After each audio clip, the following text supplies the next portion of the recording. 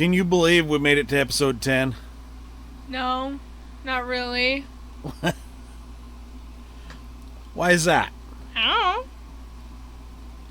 So we started this apparently, well, because we've done one every week. Yeah. And so we've been at this for 10 weeks. Dang. This is episode 10. And honestly, it's the podcast has done better than I expected. You know, we're not into some of the big podcast territory. You know, it's double digits. Yeah. Because I figured if nobody was going to watch it or listen to it, if we were only going to be if only a few people watched it, we had to make it to 10. Yeah. We had to make it to 10 people. That one's up to 70. Yep. They really yeah, like the AI one is up to 70 views. Yeah, they really like AI, I guess. No. Yeah, that one's done really well. The gaming ones have done pretty well. I mean, we're getting some of the people are regular viewers. Yeah. And there's about 15 to 30 people that are regular viewers, and podcasts are not everybody's thing, right? So whenever you start a podcast, you're not expecting numbers like some videos would get. Like, for example, if you go back, so here we go. We're going back on the content. How to take apart repair a Unihertz Jelly 2. 5,000 views on that one. Jeez. Maxing out the Maxi 7 upgrades to the C64. 16,931. Dang. Another one that's 5,000. What is the best webcam, a new one or new old stock? That one got 15 views. So we're kind of all over the place. Yeah. Unihertz Jelly 2 unboxing review got almost 3,000. A little further back. Replacing a battery on a BlackBerry Key 1, 18,726. Jeez. So we're not pulling in those kinds of numbers. Yeah, no. We're not, but that's okay. But I'm Mr. Gigabytes. And this is the Gigsplained podcast. With me, as always, is my sidekick Serenity. Hello. But let's spend just a couple of minutes. Let's talk about the channel. Let's talk about the numbers. You know, we've gained some subscribers in the last 28 days. About 12 people have subscribed to the channel in the last 28 days, which is awesome. And all these numbers, while they're not, they're not massive for the podcast, it's enough to keep going. It's enough to keep going weekly. Because if we were only pulling in one or two people every week, like that one that's been up for months that got 15 views, the webcam one that got 15 views. There's another one down here, 100 subscribers. It got 23 views. That's when we reached 100 subscribers. That's been up for years. 23 people saw that one. Nice. That was, I was never I wasn't expecting a lot. Like I said, podcasts are not people's cup of tea. And I also want to apologize if you're listening to this on headphones. You might hear a low drone in the background. That's our air conditioner. It's very hot here, and it's barely keeping up. Yeah. So we kind of usually we shut it off and do a recording, but today we're doing this in the middle of the day, unfortunately, and it's hot. And if we turn that off, the temperature just shoots up, almost like we're outside. Yeah. And we would be dying of the heat in no time. Yep. So, like I said, getting back to it, the numbers at this point, this was the critical point. We were going to do 10, podcast. We were going to do 10 podcasts to see where the numbers were. If we were in double digits, as long as we had a regular audience of at least 10 people, I would say, well, we can keep going with it. Yeah. We have an audience of anywhere between 15 regular viewers of 15 to 30 people. So I think not only are we going to keep going with it, we're going to keep going with it weekly. We're actually going to do some new stuff, and we're going to bring on some new guests. Yay! So some exciting news for everybody who's listening. The other thing that happened this last week is the Gigabytes Technology channel, which is actually what you're on right now, has changed its name to the Gigsplained channel. And there's a reason for that. And I went over it in previous podcasts, but I'll go back over it again. The issue has always been with Gigabytes Technology channel is that we've been covering topics that have absolutely nothing to do with the business of Gigabytes Technology. Yeah. Like, you can the issue is that we've been covering retro things and they've been very popular. We've been covering cell phone things, which are very popular. We cover just a wide variety of topics. The channel is kind of all over the place. We've been doing some gaming stuff, which actually I might have a gaming video coming out soon. And there's a couple other things that are coming out really soon that I hesitate to tell you about, but it's just keep watching, keep listening, and I'll get to them. I will get to them soon, I promise. The getting back to, we changed the name of the channel, and the reason is that this channel had nothing to do with Gigabytes Technology. The only thing it had going for it was the fact that Gigabytes Technology was basically doing the channel. It wasn't like Gigabytes Technology does physical security and IT, and we weren't doing any of those types of videos. Yeah. So it wasn't making any sense for it to continue to be Gigabytes Technology. Now, it is a bunch of explainer videos. It is a bunch of how-to videos. It is that's the large majority of things of what the Gigabytes Technology channel was, which kind of fit a little bit. But I think Gigsplained is a better brand for that. And especially now that we've started the Gigsplained podcast, we have a Gigsplained website as well. And I just finished it this week. Well, this week. I actually finished it. So the podcast is going to air, and it will have been done right before, it will have been completed right before the last podcast aired, right before episode 9 aired. It will have all been done. It's the Gigsplained website is just gigsplained.com. It's got a couple of articles on it that I migrated over. You can actually watch the podcast from the website if you want to.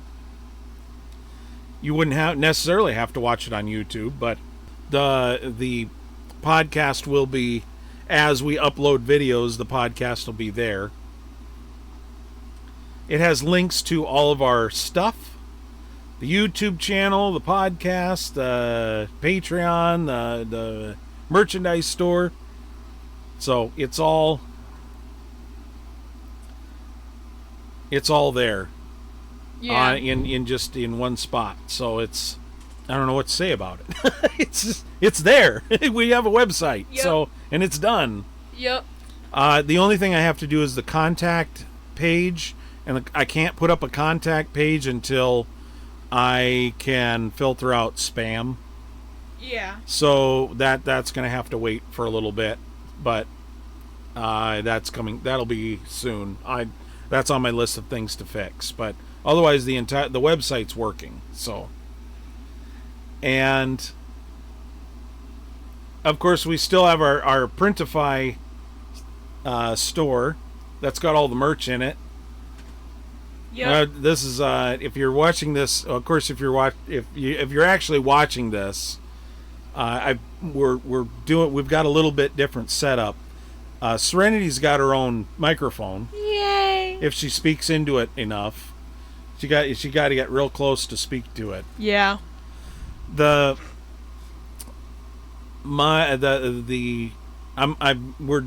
capturing my desktop, so it's got the video. I'm streaming video, a live stream of my desktop right now, so you can see all the products that we have. We've got T-shirts, we got mugs, we got a puzzle.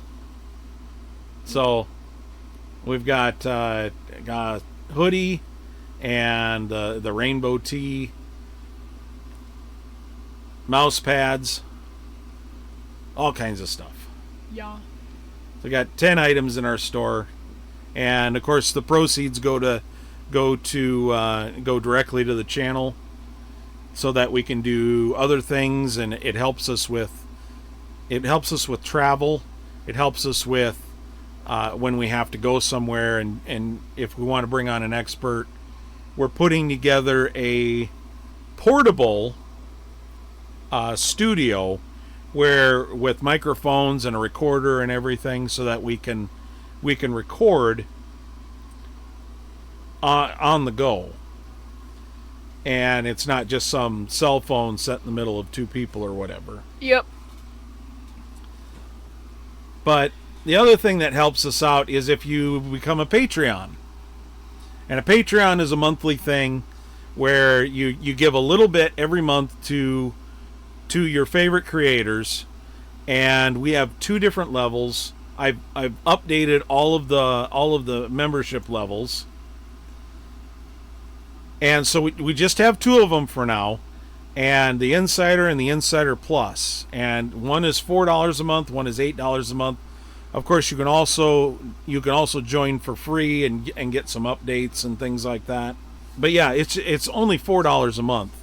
I'm sure you give more to your PBS station than your local public broadcasting station than you would to the Gigsplained podcast. But yeah, $4 a month, $8 a month. That it gets you some extra things. There's some discounts in the store, in discounts for Gigabooks Press. We're working on discounts for Printify, the Printify store with the T-shirts and whatnot. But that's a little slow going because they want, in order to do a coupon code, they want you to pay for it. They want you to pay a subscription to have a coupon code. Dang. And it's like, yeah, no, I don't want to do that. That's a little much. Yeah. So we're gonna we'll find a workaround for it. We'll figure it out. There might be another way to do it, and we might be able to do it through Patreon to get you the discount on the merch. It's just gonna be a little extra work for me. So we'll figure it out. We'll get the Patreon members the discounts and things that they're looking for. So Eventually. Yeah. Hopefully sooner than later, but Yep. But you've heard us talk about Gigabooks Press, and Gigabooks Press also is they're kind of a, I don't know if you want to really call them a sponsor, because it's all kind of under the same umbrella. Yeah. It's like Gigabytes Technology does IT and security, and then Gigabooks Press does some light publishing, and it's not really a direct sponsor type of a thing. But when you buy something, if you buy a book or whatnot in the store, some of those proceeds actually go to help this podcast and help the channel. So that's another way you can that's another way you can help out. And there'll be there's some things coming down the pipe for Gigabytes Press. It's just things have kind of been in a holding pattern for a little while we get this get the whole Gigsplained thing figured out. So yeah, that's kind of where we're at in a nutshell. Yep. What do you want to see on the channel? What other things do you want to see on the channel? I don't know. Maybe you speaking more? Shut up, man. You talking more? We want you the listeners to be involved. We want to give back to the people who listen to this podcast regularly. And when you become a patron, you can actually request a shout out on the podcast. And to show you kind of what that might look like, I want to give a shout out right now to some of our regular listeners over at Thatcher, Mo, Melanie, and all the guys down there. They're I guess I'm being told that Mo goes and puts this podcast on the big TV.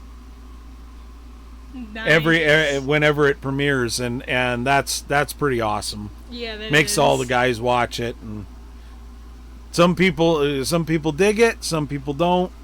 Yeah. And that's to each their own. But I hope you guys keep listening. That's awesome. But like I said, this is I want this to be a community. I want there to be interaction. I want to talk to the listeners and do some back and forth, and we can get some things going and build the community up and make some exciting things happen. So yeah. Yeah. Yeah. I do wish. OBS has got. So we've gone on for what, 20 minutes, I guess. talking about us. Usually, we don't usually go on that long. That went faster than I expected it to. Yeah, the 20 minutes. Well, there was a lot to cover, and usually, like, what I like to do in the first 15 minutes is just dink around, we don't get in for 15 minutes. We'll remind people that, hey, we got stuff going on, and tell people what we're doing, but cover either a minor topic or banter or whatever. That's kind of been, originally we were going to have a major topic and a minor topic. Well, so far you've only brought one topic to the table that we've been able to discuss. What? The Star Trek. Oh yeah, Star Trek. Star Trek. Shut up, man. Well, originally it was the idea was to have two major topics, two minor topics, and then whatever we could cover in that time, we would cover, and that would be the podcast. But over time, it's sort of evolved into the format we've got now, and I haven't heard any objections to it so far. Yeah. No news is good news in this industry, honestly. If you're doing something right, nobody will ever tell you about it. But if you do something wrong, people will be all over your case. Yeah. I hope, like, comment, subscribe, whatever. That also helps out the podcast, helps get it reach more people and whatnot. But like I said, we also need to do our part and cover the topics that you want, that you guys want to hear, and we're going to take any suggestions that anybody has. And you can reach us directly through Patreon, and you will be able to reach us through the website as well at some point. That function doesn't work yet, but yeah, we're working on that. So. Yeah, we're working on that. You are. So what's going on in your life? Nothing much.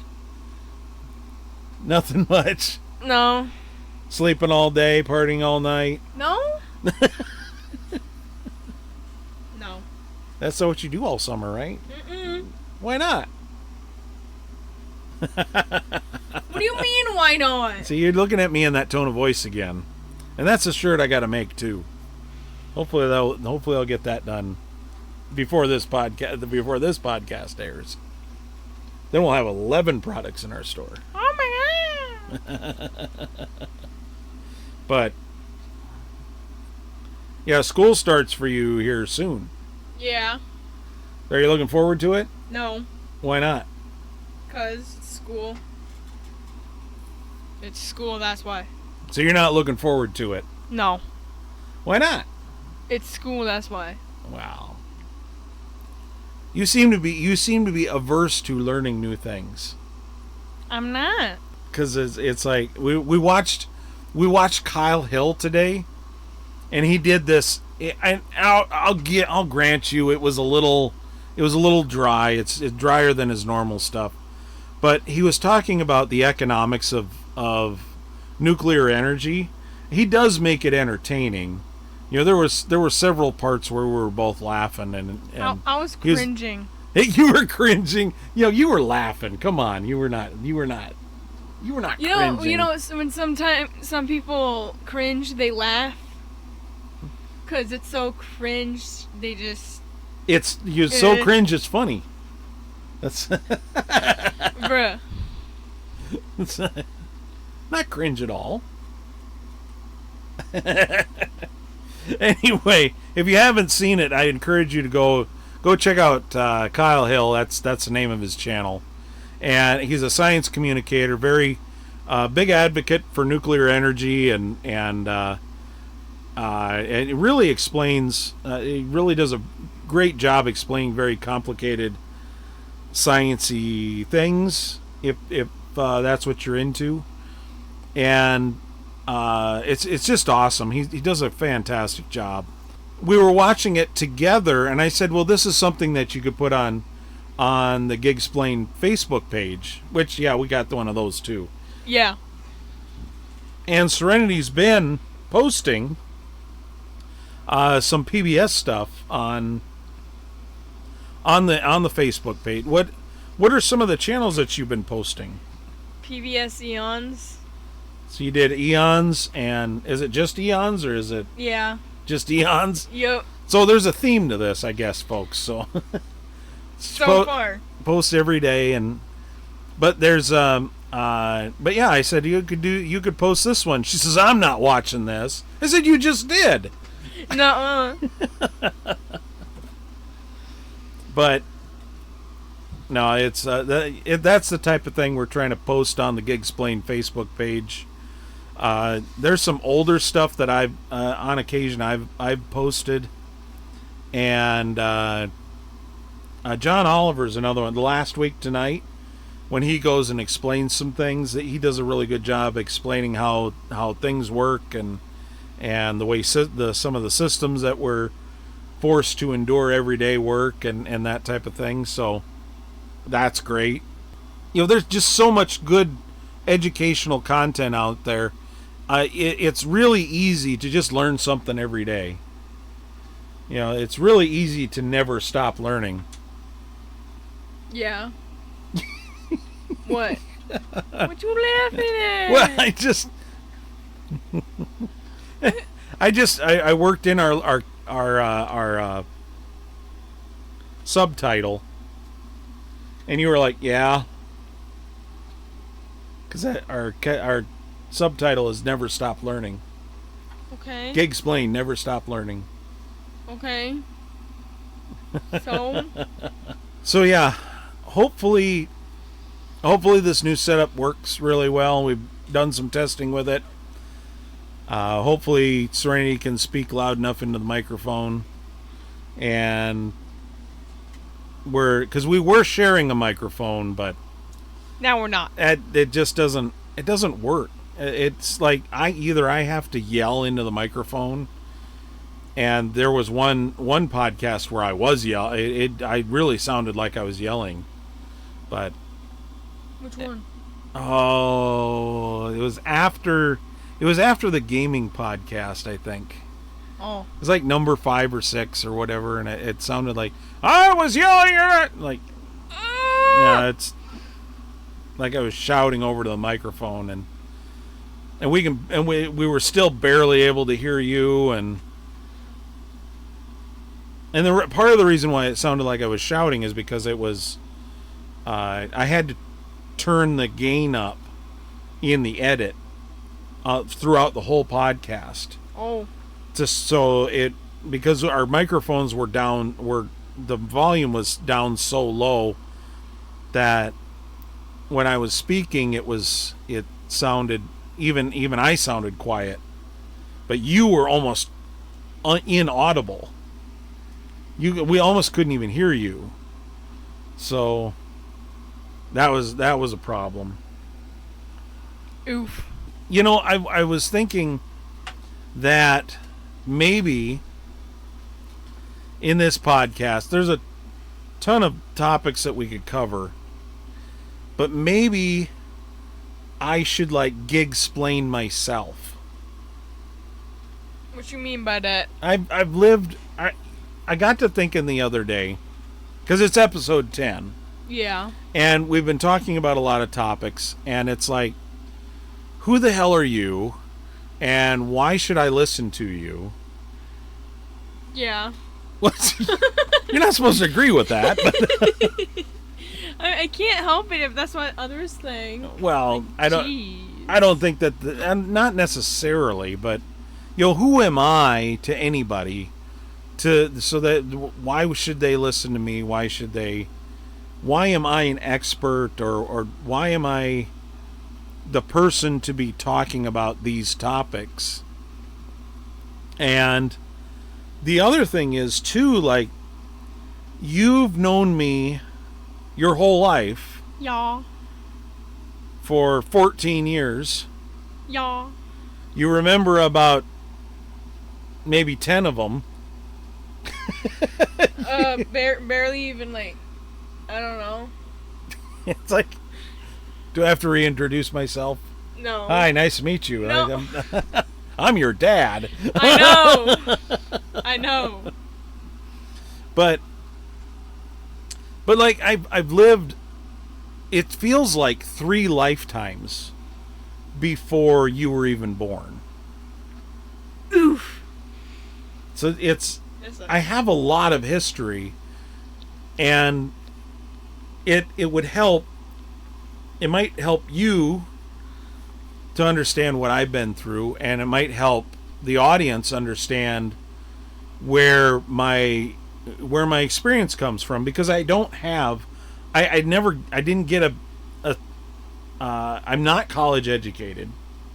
I've taught myself pretty much everything I know, because I have a high tolerance for boredom, and I am on the autism spectrum.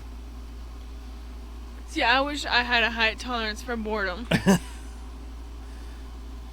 Yeah, so you're practically ready to go to sleep right now in this podcast. Most of the podcasts, I struggle to stay focused, because I'm just when will it end?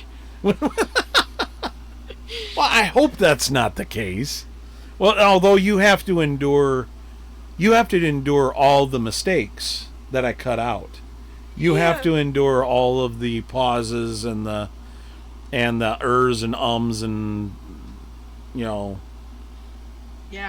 half a pound of acre rice or whatever. I don't know. Okay. The gibberish, the rambling. I mean, well, for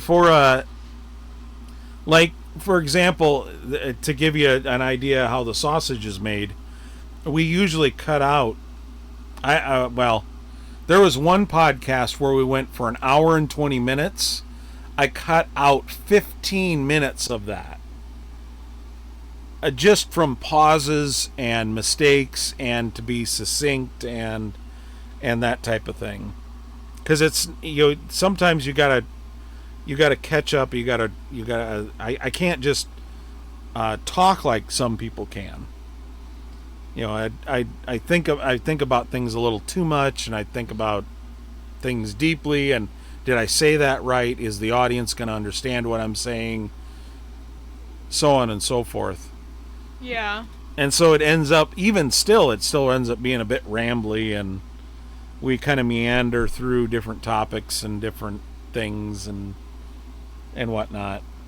And you fall asleep, and I don't fall asleep. okay, you don't fall asleep, but No, I don't. I try not to. and you try not to. That doesn't fill me with confidence. Yay! My very first experience, I was always given building toys when I was a kid.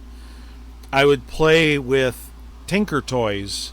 Do you know what Tinker Toys are? Nope. You don't know what Tinker Toys are? Nope. So they're like, you'd have these round, they look kind of like hamburgers with holes in the side and then a hole through the middle. And you'd stick sticks in them. And you could stick sticks at different angles. There was like a hole at 45 degrees and a hole at 90 degrees and all the way around the little things. And they'd have connectors that you could connect two sticks together, so on and so forth. But so I had Tinker Toys and I had Legos, and I didn't have a lot of Legos, but about the time your uncle was born, my dad bought a computer, and it was a Commodore 64. And he spent, and I told this on the gaming podcast, he basically went into the room. We had a 2-bedroom house in Renner. House is still there, in fact. He went into their bedroom, which is where that was. Mm-hmm. And he sat down and he programmed some games.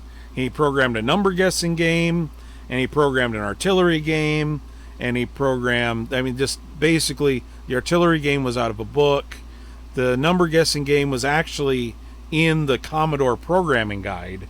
Okay. So because the Commodore programming guide wanted to teach you how to program, how to write software and whatnot, which was cool.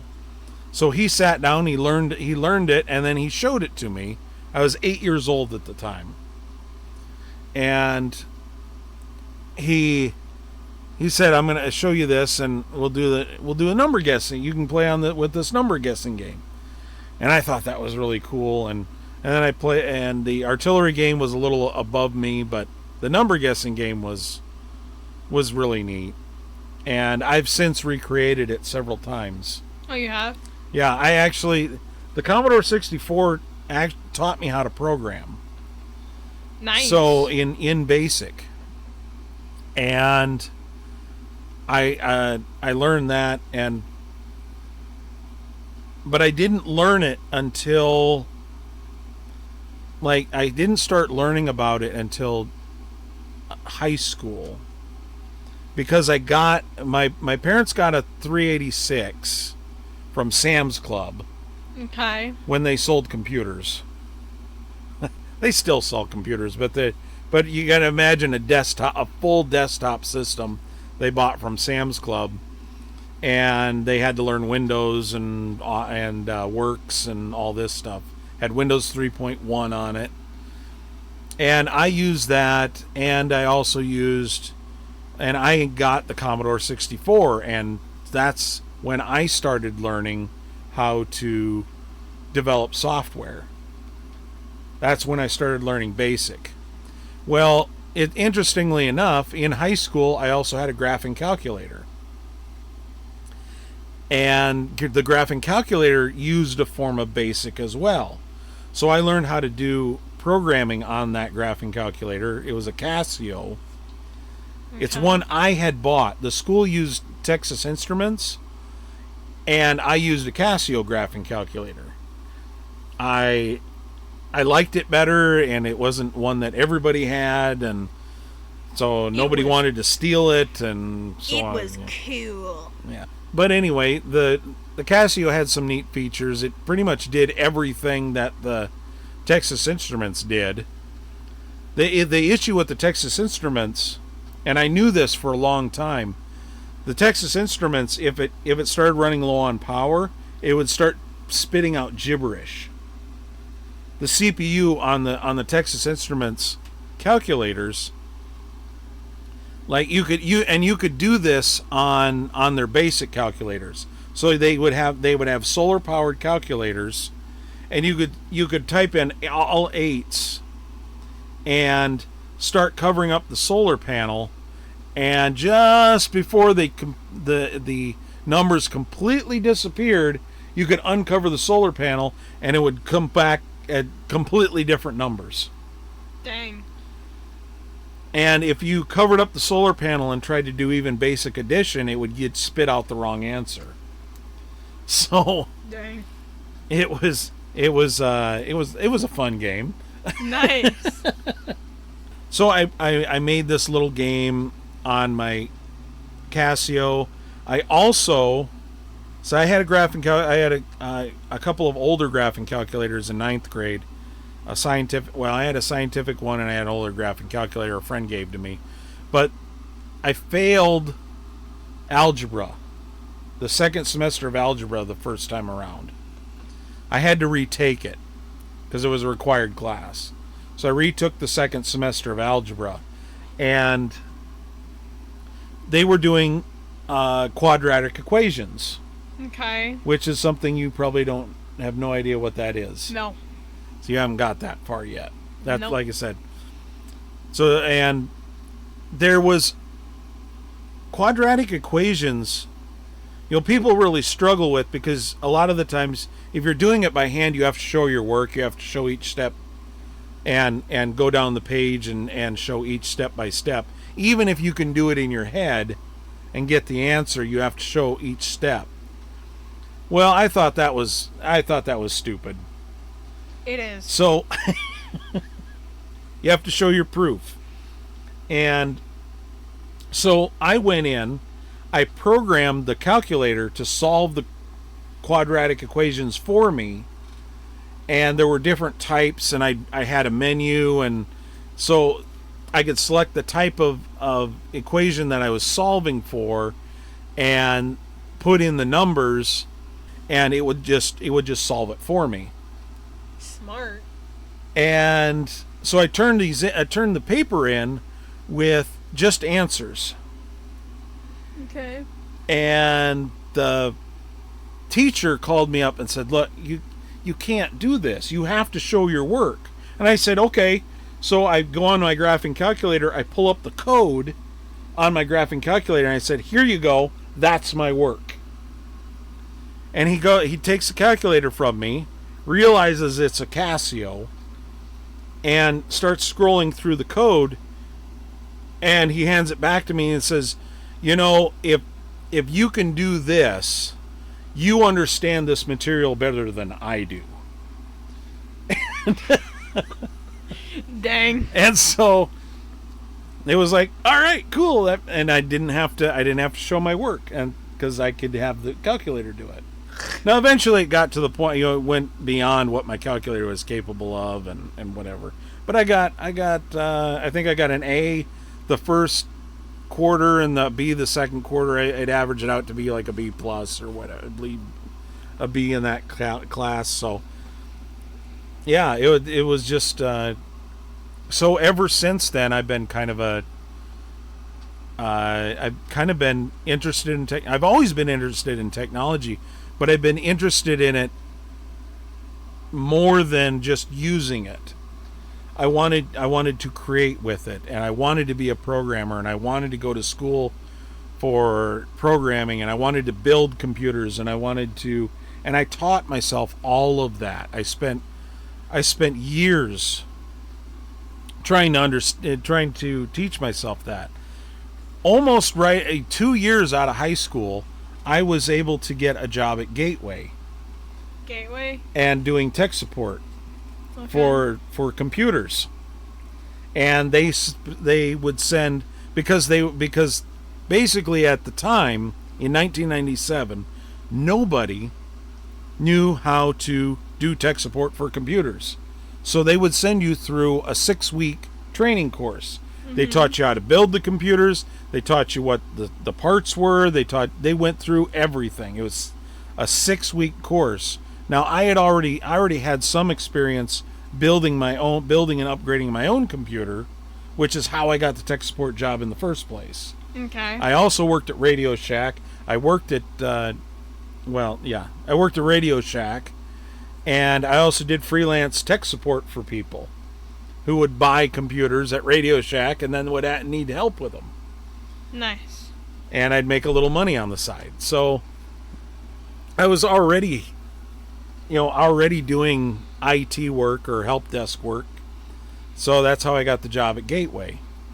And they put you through 6 weeks of training, and I even got before I left Gateway, was late. I got caught up in the first layoff there in 97, whatever. But before I left, I was put on a special modem team.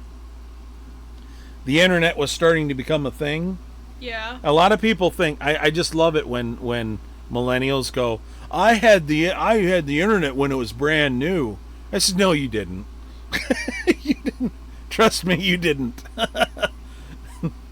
I didn't even have the internet when it was brand new. So, but I had, we had dial-up internet, and Gateway was putting modems, 56K modems, into their systems so that people could dial up to the internet, get on AOL, and do the internet that way. I was doing AOL out in DOS on a 386, like before I graduated high school. Dang. So, and that was interesting. Those are some interesting memories. But anyway, yeah, I got caught up in the layoff at Gateway, and ever since then, I've been able to do help desk work. I kept programming. I came out with my own line of DOS software. I eventually migrated that to Windows software. Opened up my own computer store called Gigabytes Computer Store. Closed that in 2006. Before I closed that, I did Gigastrand International with a buddy of mine. He dropped out kind of early on and said, "You just run with it. I don't want anything. I don't need anything from it. I don't need, you don't need to buy me out. Just go ahead and you go run with it and have fun." And I said, "Okay, I appreciated it." And I ran that for many, many years. Something like 2006 to 2017, so 11 years. So I ran that for 11, 12-ish years. Nice. And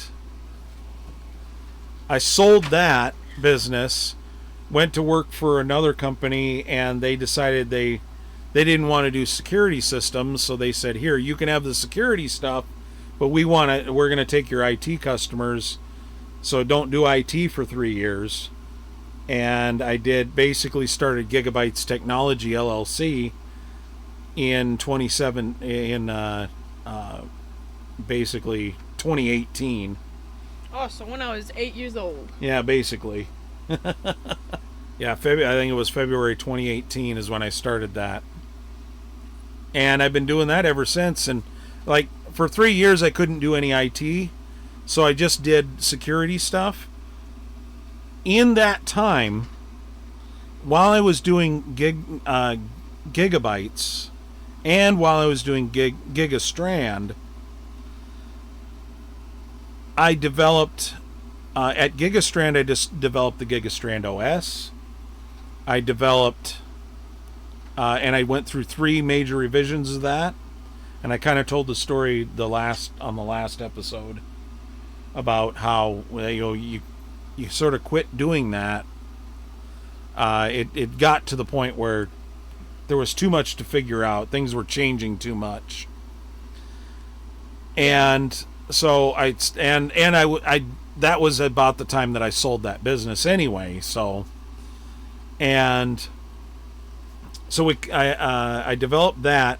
I developed the Gigastrand NVR software is what I developed, and it was based on some other code somebody else had developed, and I modified it and made it better and that type of thing. In fact, I worked with the developer on making improvements to it. So that was fun. I really enjoyed that. He's now in charge of the motion project that for Linux, and he's the main developer on that, which is awesome. Nice. A lot of people use that software, and a lot of the motion stuff is a lot of the motion project. There's echoes of that previous software that I was using, and it was good stuff. I did try to port some of the Windows software over to Linux, and I was successful with one game, but it never went anywhere. And again, life intervened, and I didn't get that done. But I've been developing software and building computers and doing networking and security stuff for professionally now for let's call it 24 years plus. I've been doing it for probably, if we go back to my Gateway days or even my freelance days, before Gateway, I've been doing it for 27 years. Dang. In all that time, I've been married 3 times. It's weird because the marriage is sort of demarked, not to get too personal, but the marriage is sort of demarked the lifetimes that I talk about, like 3 lifetimes. So there was a time from from graduation to about 1999 where I was sort of single and dating and kind of on my own. And then there was then there were the 2000s where I was married until 2006, and my first marriage ended in 2006. So did my computer store. And I sold off the assets to the computer store. But and then I ran with Gigsplained, and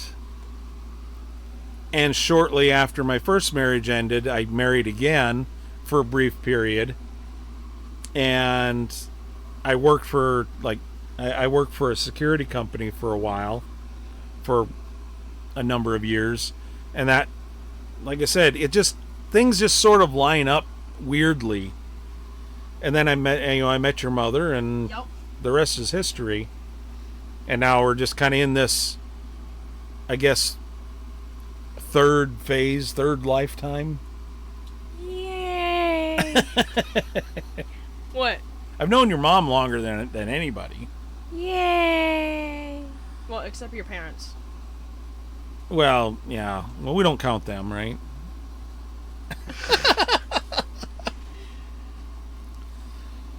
I'm asking you, like. No, we do count them. We do count them. Yes.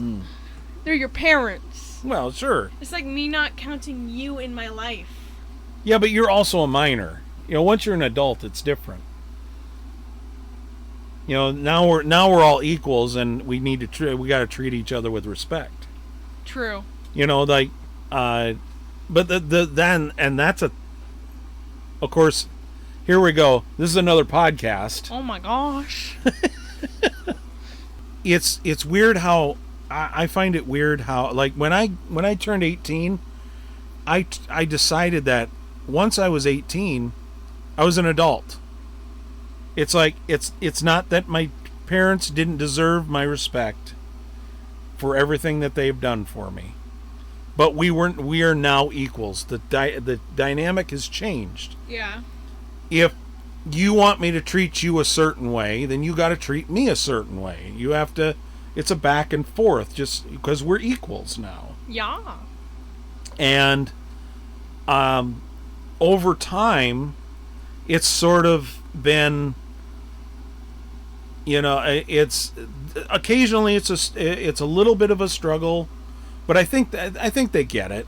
I think they agree, in fact, for the most part. I see so many families where either the child feels, once they're an adult, they still feel like they're an inferior person to the parent, and put the parents up on a pedestal, or the parent puts themselves up on a pedestal and looks down on the child.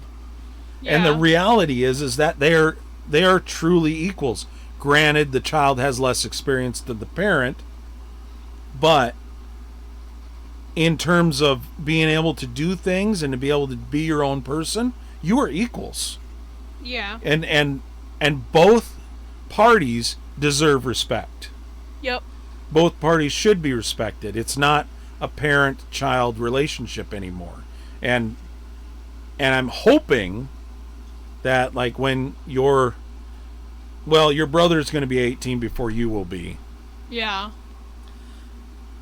But I'm hoping that when you guys turn 18, you will feel that you're equal.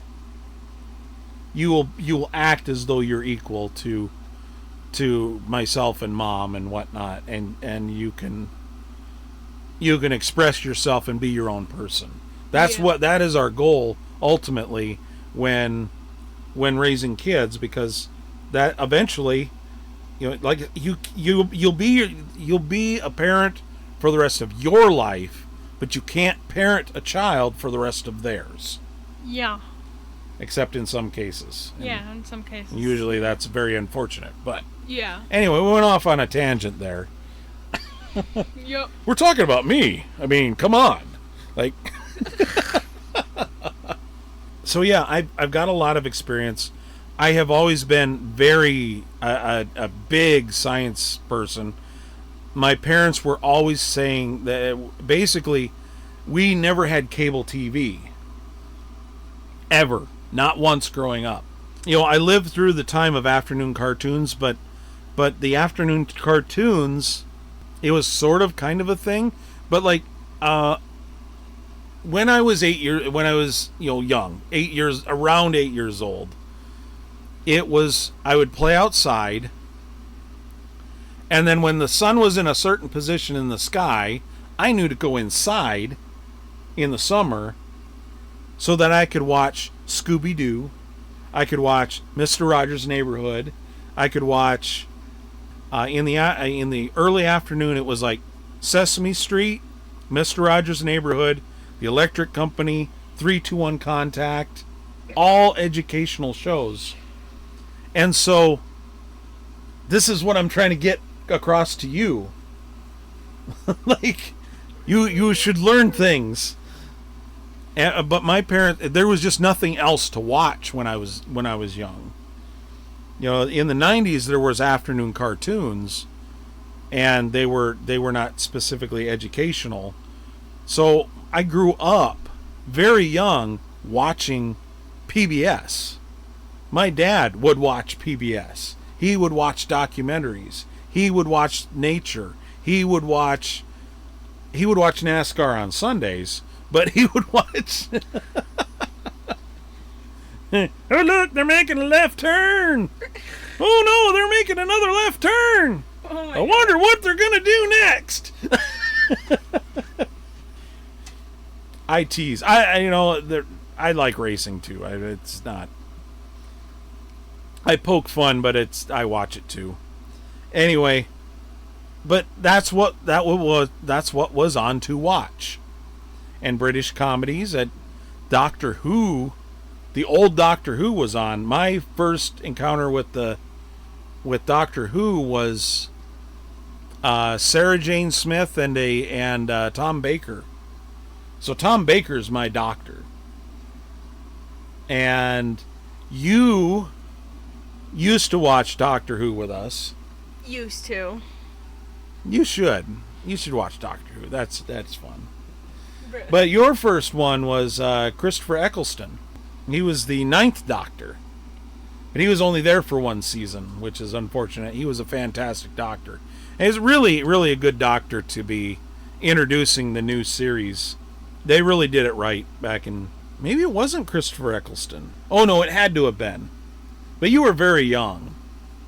Like, when I was watching it with Mom, it was a lot of David Tennant, and we would rewatch Christopher Eccleston. But I watched it on BBC America in 2005. I had satellite at the time. So. Nice. Are you dancing over there? Do you have to pee? No. Like, do you remember anything about Doctor Who? I mean, he's like a wizard thing in a box that... You remember the TARDIS? Yes. Yeah, well, we got TARDISes all over our house, so... Not. I mean, no. it's not like we don't have wall-to-wall TARDISes, but we have... There's one here and one there, and there's one sitting right there and laying on its side. You had that. That was a... for a while, that was a... that was in your guys' room at one point. Because it's a nightlight. Oh, it is? Yeah. It was actually in your guys' room for a little while. Nice. And we got you a different nightlight. And then we pulled that out and set it up on a shelf. And yeah. Now it's in here. Yeah. I wish I could show the audience. We don't have the cameras hooked up quite yet. That's Not still yet. a work in progress. But what if you took a picture of it and then put it on a screen? yeah, it's a TARDIS, and it's a nightlight, and if you don't know what either of those two things look like,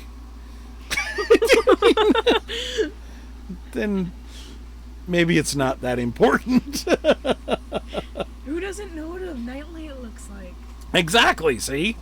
So... It's just a plastic TARDIS with 3 sides that sticks over a nightlight. That's all it is. Yeah. It's just a TARDIS shape. Police call box thing. So yeah, that's kind of my little history there. In school I was always in the 99th percentile when on the tests. On the when they did the like Iowa Basics or whatever, the standardized tests that you take in school. So they can figure out where you're at. Yeah. I was always scoring in the 99th percentile on those tests. And in fact, I scored very high on the ASVAB, the Army tests, and the Army and the Air Force, the Armed Forces wanted me really bad. They sent recruiters after me like crazy. I'm sure, and that wasn't unique to me. There were a lot of smart kids out there that the recruiters went after. Yeah. So I think the ASVABs aren't until like your junior, either your sophomore or your junior year. I can't remember which. I think it was junior year for me. But so you got a couple of years to learn things. Yeah. Learn some science. Learn some language arts. Yeah, I know you hate language arts. Hey, at least you can spell for the most part. Most words. Because that's always like your cousin can't even. Your mom was reading one of the things that reading a post from your cousin, and there were so many misspelled words in it. She had a hard time reading it. It's that crazy. Sucks. That sucks. So. All my teacher has to worry about is if it's on paper is my handwriting. Yeah. My handwriting never improved. It's gotten worse over the years, in fact. Oof. It actually hurts to write for long periods of time. In fact, when I changed my signature, because doing my old signature, it devolved into a scribble because it was just too much. And so now I've got a new signature, and it's easier for me. Nice. So anything you want to share with the rest of the class? Should we talk about you for a minute? No. Why not? I don't got much to share. My life's pretty boring. If you spend all day in bed, that's... I don't spend all day in bed. Not much excitement there. Well, and even it's really gotten slow at Gigabytes. I've got all the installs done. most people have paid, and I had time to figure out the website and all this stuff with Gigsplained, and now I've got one very small, tiny install that I'm going to do tomorrow, and it's in a place where you can't even go into half the building, so I can't even bring you with, and because it's tomorrow, you have to stay home anyways. Once again, I just want to thank everyone for listening and watching and whatnot, and just stay tuned. We're gonna do some more stuff. We're gonna bring some more people in.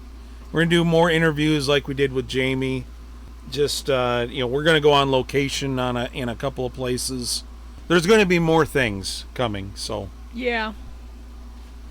So for myself and Serenity. we'll see you in the next one. Bye-bye.